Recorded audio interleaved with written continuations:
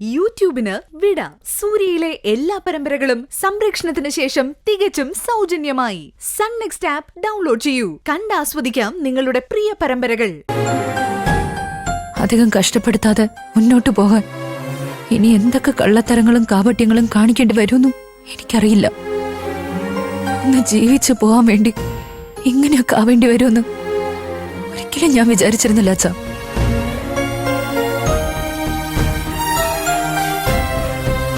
അച്ഛന്റെ മകനോടൊപ്പം ചേർന്ന് എനിക്കിപ്പോ ഒന്നിനും ഒരു പേടിയും ഉളുപ്പും ഇല്ലാണ്ടായി.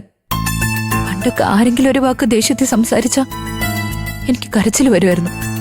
ഒരു വാക്ക് കള്ളം പറയുമ്പോ നാക്കൊടക്കുമായിരുന്നു.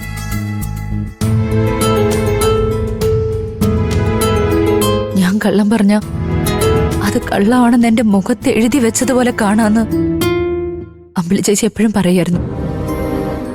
ഞാനിപ്പോ എല്ലാ സംശയത്തിന്റെ കണ്ണുകളോടെ നോക്കുന്ന വിനയേട്ടന്റെ മുമ്പിൽ പോലും കള്ളം പറഞ്ഞ് പിടിച്ചു നിൽക്കാനുള്ള പ്രാപ്തി നേടിയിരിക്കുന്നു. ഇനിയിപ്പോ എങ്ങനെയൊക്കെ അങ്ങ് പോവാം അല്ലേ അച്ഛാ?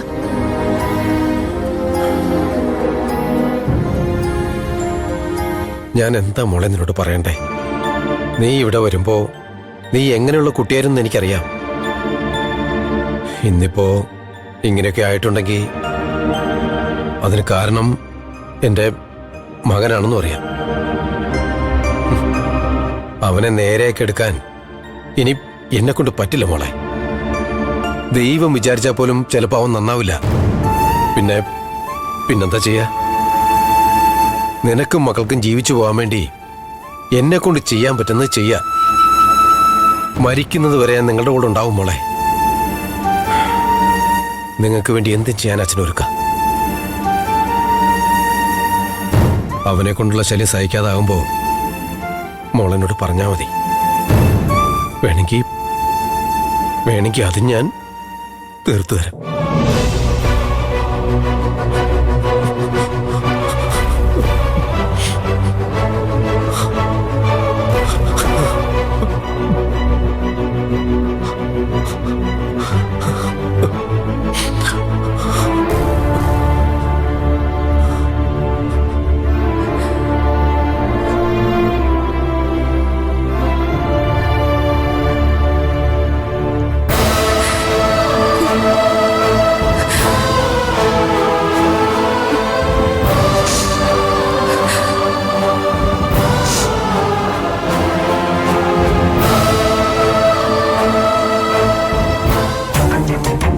സത്യ, നീ ഇത് എന്ത് വിചാരിച്ചിട്ട് എങ്ങനെയൊക്കെ ചെയ്യുന്നത്? എല്ലാം കൂടെ ആലോചിച്ചിട്ട് എനിക്ക് ഭ്രാന്ത് പിടിക്കുന്ന പോലെ ആവുന്നുണ്ട്. നീ അമ്മയോട് നേരത്തെ സംസാരിച്ചപ്പോ ഞാൻ ചെയ്തതെല്ലാം തെറ്റാണെന്നും അതുകൊണ്ട് എനിക്ക് സ്നേഹമില്ലെന്നും അമ്മ മാറി താമസിക്കുന്നതാണ് നല്ലതെന്നും പറഞ്ഞില്ലേ? പറഞ്ഞു. എന്തിനാ സത്യ അങ്ങനെ സംസാരിക്കുന്നത്? അത് എരുതിയിൽ എണ്ണ ഒഴിക്കുന്ന പോലെയല്ലേ ആവൂ. എടാ, നീ എല്ലാ കാര്യത്തിലും ന്യായം പറയുന്ന ആളല്ലേ, എന്നിട്ട് ഇങ്ങനെയൊക്കെ പറയാവോ?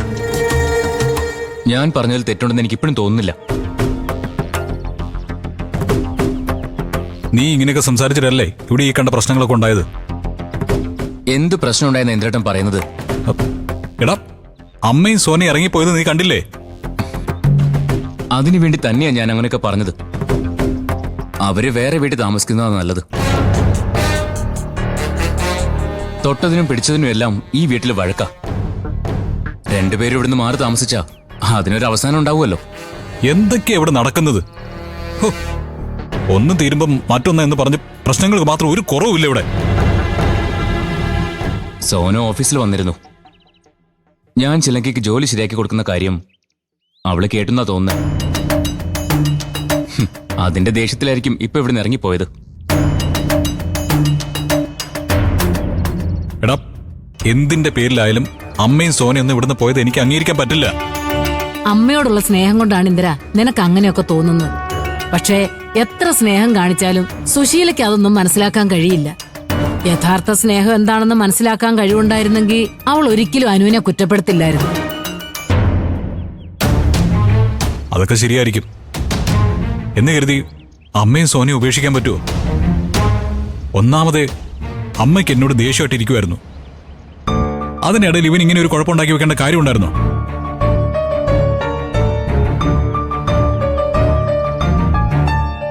ഇനി ചിലങ്കയുടെ കാര്യം വിനയൻ അറിയുമ്പോ എന്ത് സംഭവിക്കുമെന്തോ? ഒന്നാമതേ അവനൊരു കിളി പോയ ജന്മോ. അങ്ങനെയൊക്കെ ആലോചിച്ചാൽ ഒന്നും ചെയ്യാൻ പറ്റില്ല. ഞാൻ ചിലങ്കയ്ക്ക് ഒരു ഹെൽപ്പ് ചെയ്യാൻ തീരുമാനിച്ചു. അത് ചെയ്തു. അതിന് വിനയൻ എന്ത് ആലോചിക്കുന്നൊന്നും ചിന്തിക്കേണ്ട കാര്യം എനിക്കില്ല. അതങ്ങനെയല്ല സത്യ. ഇനി ഇതിന്റെ പേരില് ചിലങ്ക എന്തൊക്കെ അനുഭവിക്കേണ്ടി വരുമെന്ന് സത്യം ചിന്തിച്ചോ? ചിലങ്കയ്ക്ക് അതിന് ഇപ്പൊ ഉള്ളതിനേക്കാളും എന്ത് പ്രശ്നം ഉണ്ടാവാനാ? അതല്ല സത്യ. ഏടത്തി പ്ലീസ്, ഏടത്തി ഒരു കാര്യം മനസ്സിലാക്കണം. ചിലങ്കയ്ക്ക് അവളുടെ പ്രശ്നങ്ങളിൽ നിന്ന് കുറച്ചെങ്കിലും ഒരു ആശ്വാസം കിട്ടണമെങ്കിൽ അവൾക്കൊരു ജോലി കിട്ടണം. സത്യം, ഞാൻ പറയുന്നത് എന്റെയും ചിലങ്കയുടെ മനസ്സിൽ ഒരു കളങ്കവും ഇല്ല. അതുകൊണ്ട് ഇതിലൊരു തെറ്റുണ്ടെന്ന് ഞാൻ വിശ്വസിക്കുന്നില്ല. തെറ്റ് ചെയ്യാത്തിടത്തോളം ആരെയും പേടിക്കേണ്ട ഒരു കാര്യമില്ല. എനിക്കെന്റെ മനസാക്ഷിയെ മാത്രം ബോധ്യപ്പെടുത്തിയാൽ മതി. ആരും എന്നെ ഇക്കാര്യത്തിൽ ഉപദേശിക്കാനോ പിന്തിരിപ്പിക്കാനോ നിൽക്കണ്ട. ഞാൻ തീരുമാനിച്ചു കഴിഞ്ഞു. ഇനി അത് മാറില്ല.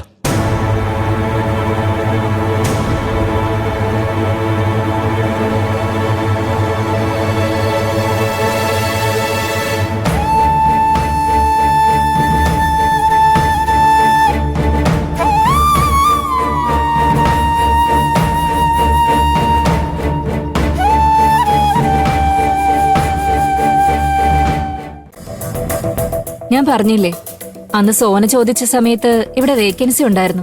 ഇപ്പോ ആളായി. സത്യം പറഞ്ഞാ നമുക്കിപ്പോ ആവശ്യത്തിൽ കൂടുതൽ സ്റ്റാഫ് ഉണ്ട്. അതുകൊണ്ട് അമ്മ തണലില് ഈ അടുത്തൊന്നും ഒരു ജോലി ഒഴിവ് വരുമെന്ന് തോന്നുന്നില്ല. മാഡത്തിന്റെ പരിചയത്തിൽ എവിടെയെങ്കിലും ഒരു ജോലി കിട്ടാൻ സാധ്യതയുണ്ടോ? തൽക്കാലം ഒന്ന് പിടിച്ചു നിൽക്കാനെങ്കിലും എനിക്കൊരു ജോലി കിട്ടിയേ പറ്റൂ. അന്ന് ബ്രദേഴ്സിന്റെ ഒപ്പമല്ലേ സോന പോയത്. പിന്നെ ഇപ്പൊ എന്തു പറ്റി? എന്താ പ്രശ്നം? അത് മാഡം, കല്യാണം കഴിഞ്ഞ് എനിക്ക് കുഞ്ഞുമായി.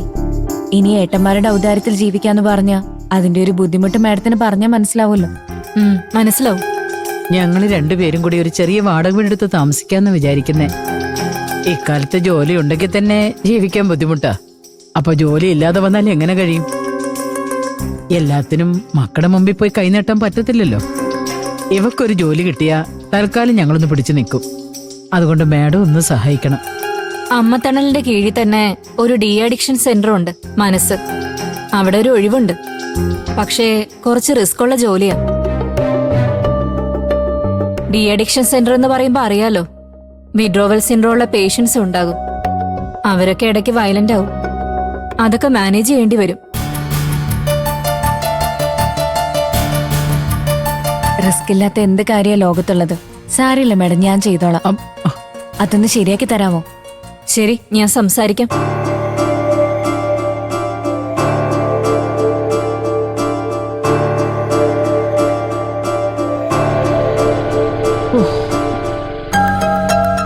മോളെ സോനെ, എന്താ അമ്മേ? നമ്മുടെ വീട്ടിൽ നിന്ന് ഇവിടേക്ക് എത്ര ദൂരം കാണും? ഒരു 10-12 കിലോമീറ്റർ എങ്കിലും കാണും. എന്തു പറ്റി? അല്ല, അത് വലിയ ദൂരമൊന്നുമല്ല. എന്നാലും നമുക്കൊരു പരിചയമില്ലാത്തൊരു സ്ഥലത്ത് നമ്മൾ മാത്രം ഈ പൊടിക്കുഞ്ഞിനെയും കൊണ്ട് എങ്ങനെ കഴിയുമെന്ന് ആലോചിക്കുമ്പോഴാ. 10,000 രൂപ ശമ്പളമുള്ള ഒരു ജോലി കിട്ടിയില്ലേ അമ്മേ? 5,000 രൂപ റെന്റ് വരുന്ന ഒരു വീട് നമ്മൾ വാടകയ്ക്ക് എടുക്കും. അവിടെ അമ്മയും ഞാനും മോള് സുഖമായിട്ട് ജീവിക്കും. ഇതൊക്കെ പറയുന്നത്ര എളുപ്പം സാധിക്കുന്ന കാര്യമാണോ മോളെ? ഒരു വീട് അന്വേഷിച്ച് കണ്ടുപിടിക്കാന്ന് പറഞ്ഞാൽ അതത്ര നിസ്സാര കാര്യമൊന്നുമല്ല.